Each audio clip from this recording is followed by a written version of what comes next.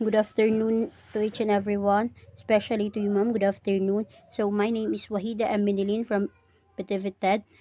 So, my topic is all about response notebook. So, learning objectives. By the end of this lesson, students will be able to, number one, identify key points, ideas, and connections from the text by actively taking notes and summarizing them in their response notebook. Number two, demonstrate the process of recording emotional responses, questions, and reflections during reading in a response notebook. Number three, engage with the material by expressing personal reactions and critical reflections on the text in a response notebook. So, response notebook is a tool that can be used in a various contexts, such as during reading, lectures, presentation, or discussion. Here are some tips on how to effectively use a response notebook. So, response notebook ay parang isang personal na journal kung saan mo sinusulat ang mga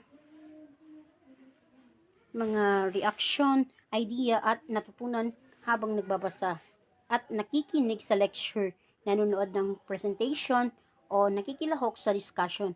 Ginagamit ito para mas maunawaan at matandaan ang mga impormasyon. Halimbawa, habang nagbabasa, maaari mong isulat ang iyong mga comment o paglilinaw sa mga hindi mo maintindihan.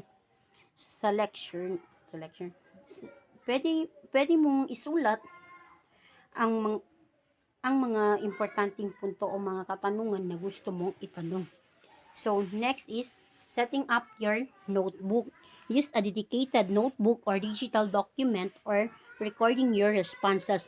Divide the page into sections for notes, reactions, questions, and reflection. So, para maging epektibo ang gamit ng response notebook, gumamit ng iisang notebook o digital file at hatiin ang bawat pahina sa apat na parte. So, tala para sa importanteng detalye, reaction para sa iyong mga saloobin, tanong para sa mga katanungan mo, at pagninilay para sa iyong mga reflection para mas organisado at madaling hanapin ang iyong mga isinusulat.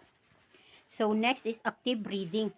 So, while reading, jot key points, interesting ideas, quotes, or passage that stand out to you. Note any connections you see between the text and your own experiences or other readings. So, active reading ay hindi basta pagbasa, aktibong pag-unawa at pag-isip. Habang nagbabasa, itala ang mahalagang punto, mga ideyang nakapukaw ng interest at mga connection nito sa iyong karanasan o ibang babasahin. So, next is reaction. So, write down your emotional responses to the material. Are you surprised, confused, intrigued, or inspired by what you're reading? Note down your feelings and thoughts. So, reactions. Habang nagbabasa, isulat ang mahalagang detalye, interesting idea o passage na nakaagaw ng attention mo. I-connect din ang binasa mo sa iyong mga karanasan o iba pang nabasa mo na para mas maunawan at matandaan mo ang binasa mo. So, next is questions. So, if something is unclear or if you have questions about the text, write them down in your notebook. This can help guide further exploration or discussion. So, sa question naman po, isulat ang mga katanungan mo habang nagbabasa para mas malalim ang pag-unawa at pagtalakay sa binabasa. So, next is reflection. After finishing a section or the entire text, take some time to reflect on what you have read. Consider how it relates to what you already know, any new insight gained, or how it challenges your perspective. So, pagkatapos magbasa ng isang bahagi o ng buong teksto, maglaan ng oras para pag-isipan kung ano ang iyong nabasa. Isipin kung paano ito nauugnay sa iyong alam na ang mga bagong natutunan mo o kung paano nito binago ang iyong pananaw. Engagement.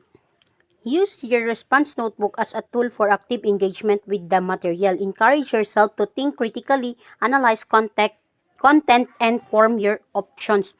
So, engagement.